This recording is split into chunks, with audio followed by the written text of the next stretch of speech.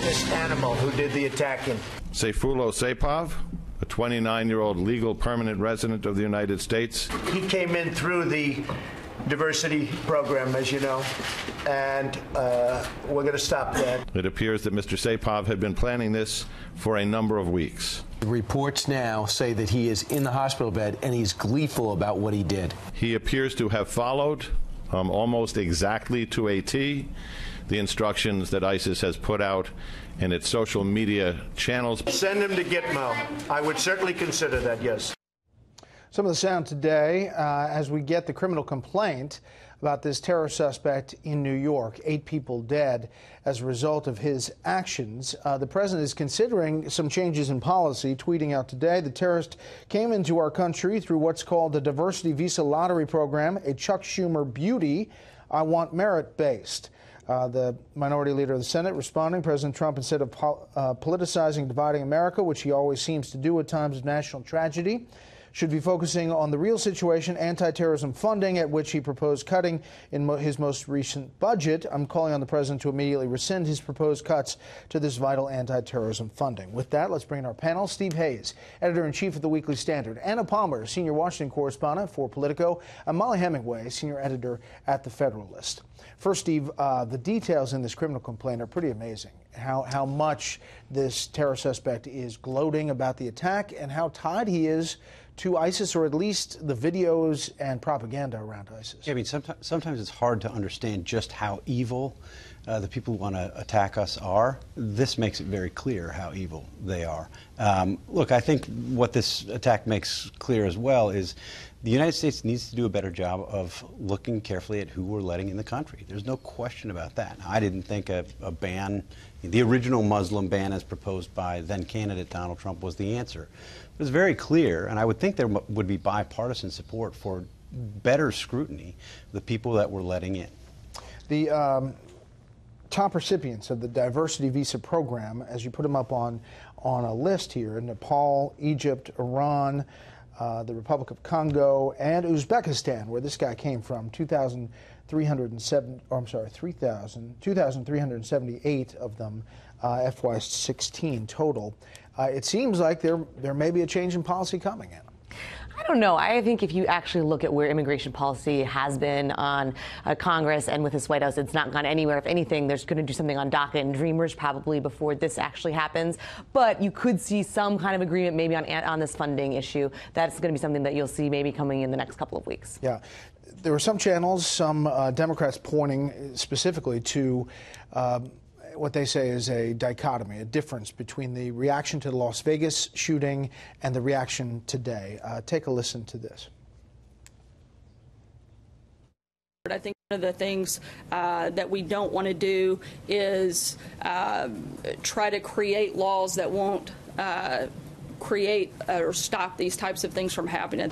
We need strength. We need resolve. We have to stop it. So we're going to get rid of this lottery program as soon as possible.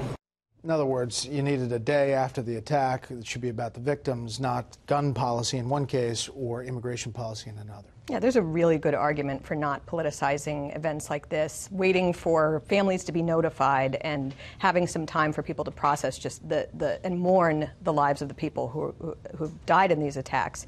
It is really interesting to hear people who immediately politicized the Las Vegas tragedy, which is a month ago. We still don't know what happened in that case. Immediately moved to politicizing it, blaming all American gun owners. Now say that when you have someone like this guy who's proudly asking to hoist an ISIS flag in his room. So we don't really need to wait to find out what motivated him, because he's made it very clear what motivated him. To say, well, now we can't address any political solutions is a very weird thing when they were singing such a different tune a month ago.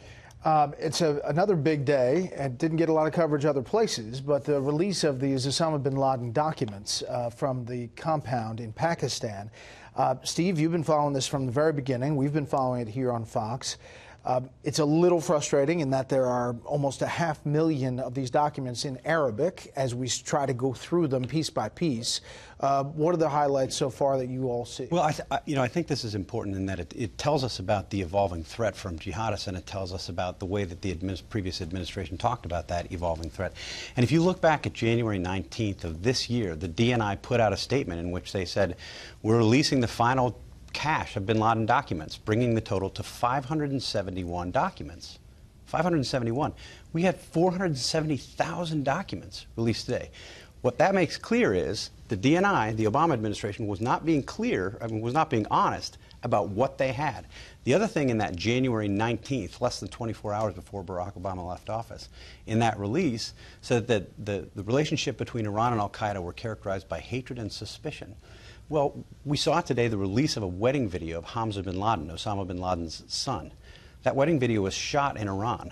There's a 19-page document detailing the relationship between Iran and al-Qaeda. While there were certainly tensions, nobody should downplay those tensions, the senior al-Qaeda official who wrote that document said that we got everything we need from this. And Osama bin Laden, in his own hand, once called Iran the main artery for the growth and sustenance of al-Qaeda. So just piece this together for somebody just following this. These documents are obtained at the raid of Osama bin Laden.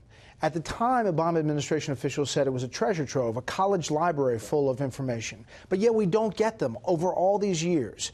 As the Obama administration says that al-Qaeda is on the run, bin Laden is dead, GM is alive.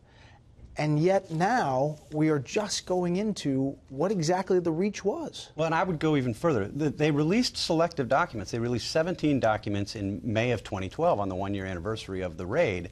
Those documents, 6 months before the 2012 election, were designed to show Osama bin Laden out of it, not really in charge, not with any day-to-day coordination of the network. And in fact, now you see the broader set of documents, and bin Laden was in charge in everything from crops that they were growing in Africa, to maintaining the affiliates, to decentralizing power of al-Qaeda, creating these strong affiliates around the world so that they couldn't be targeted by the United States. It's a treasure trove now, and I'm glad that historians and other experts are going to have an opportunity to look through it. And the question about Iran is a really big question, especially because the Obama administration wanted that Iran deal so bad.